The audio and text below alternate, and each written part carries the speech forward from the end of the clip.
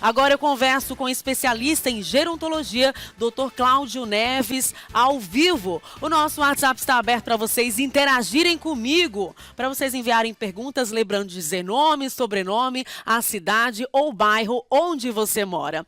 Boa tarde, doutor Cláudio. Obrigada pela presença. Nosso boa noite, Sergipe. Boa tarde, Tamires. É um prazer estar aqui mais uma vez e estamos à disposição de todos. Hoje a gente trouxe o resultado dessa pesquisa via Universidade USP, né, que mostrou uma pessoa que morreu de Alzheimer, o cérebro foi identificado e percebeu-se que ao longo dos anos, após essa pessoa adquirir a doença, o cérebro encolheu. O que acontece com uma pessoa que sofre de Alzheimer? Começa a esquecer as coisas, não lembra muitas vezes o nome de uma pessoa próxima, como o esposo, às vezes coloca o café no lugar do açúcar, esquece datas. O que acontece com o cérebro de uma pessoa? É verdade. A pessoa, o indivíduo, a pessoa com Alzheimer, ela começa a perder a função cerebral como um todo. É bom esclarecer isso, que é diferente, inclusive, de outros tipos de demência, inclusive a vascular, que às vezes acontece apenas particularidades da perda da função cerebral. Então, no Alzheimer, você perde a capacidade de memorização, de reconhecimento, de cálculo, você tem um comprometimento de cálculo, de elaboração de tarefas. Então, isso vai comprometer a qualidade de vida das pessoas no dia a dia. Mas vale salientar que não somente o Alzheimer traz esses problemas, outras situações clínicas também podem trazer. Então, as pessoas não podem ficar assustadas precocemente. É verdade, às vezes o estresse, quem trabalha com muita informação tende também a esquecer. Mas como diferenciar quando é Alzheimer? Bom, existem vários testes, como este agora que você mostrou da USP, existem já os clássicos já reconhecidos, inclusive sendo parâmetro para trabalho científico em todo o mundo. Sim. O mini-exame do teste mental, existem vários testes que são aplicados por diversos profissionais no mundo que fundamentam até trabalho científico para quantificação e reconhecimento do paciente com Alzheimer.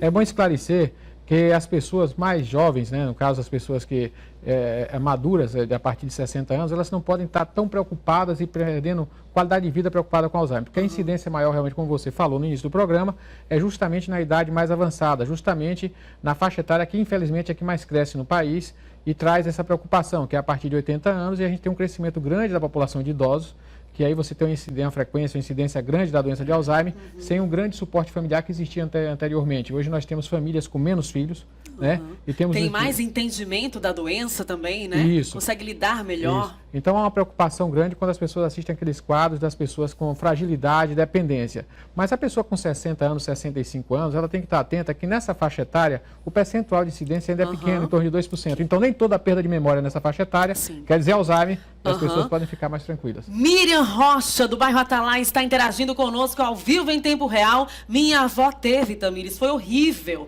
Esqueceu do nome dos netos, dos filhos. Foi um drama para a família. Observei que ela ficava muito irritada. Isso é uma das causas da doença, um dos sintomas, a irritação? Pergunta maravilhosa. É atualidade.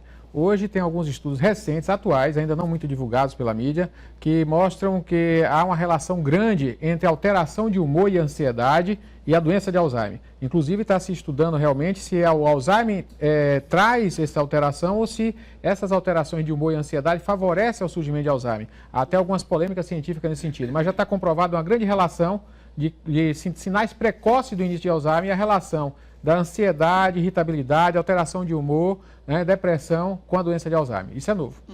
Olha, então, importante a gente até evitar o estresse, a irritabilidade ao longo da vida, enquanto a gente está jovem, para de repente até trabalhar a prevenção, né? A mente humana, ela precisa ter cuidado, né? Porque ela pode aí se desenrolar uma doença grave como essa. Inclusive, tem uma telespectadora de Itabaiana, Laiane Oliveira, que pergunta, tem alguma forma de evitar? A prática de exercícios para a cabeça ajuda? E se alguém próximo à família, a Tiale Crispim também interage conosco, tiver, é provável que a pessoa também tenha? É hereditário? É genético? Pronto, respondendo as duas perguntas. Realmente há um componente genético importante e as pessoas que têm aí o histórico familiar têm que ter uma preocupação maior. Inclusive, existem exames da questão de estudo genético para isso também, mas que são de alto custo. Mas a história familiar já é um parâmetro que se deve alertar para se ter cuidado. Na questão de prevenção, há alguns parâmetros que já estão comprovados, que realmente o nível de escolaridade, ou seja, as pessoas que têm uma atividade cerebral mais intensa, elas têm uma menor incidência, ou se houver realmente a tendência genética, há uma postergação provável do início dessa doença. Então é importante manter ativamente, é importante continuar estudando. Aquelas pessoas que mesmo depois de aposentadas continuem em atividade, procurando estimulando a mente, elas vão ter menor probabilidade de um início precoce de uma doença, mesmo que haja à tendência genética, você essas vai retardar essa precipitação. Então é importante estimular a mente de maneira prazerosa, criativa, criar, aprender o novo. Inclusive, a gente recomenda muito que a pessoa tente aprender algo novo, porque isso vai estimular muito a capacidade cerebral, vai ser a excelente ginástica cerebral para retardamento ou prevenção do Alzheimer. Investir em algo novo, gostei da dica. O Helder Assis em Nossa Senhora do Socorro. Alô, Socorro, obrigada pela audiência. Muito interessante, Tamires, usar a realidade virtual para ajudar os idosos. Parabéns, que programa show. Tem mais participações aqui. Tem gente querendo saber, a gente está falando sobre o Alzheimer hoje, se o SUS oferece atendimento para quem tem Alzheimer.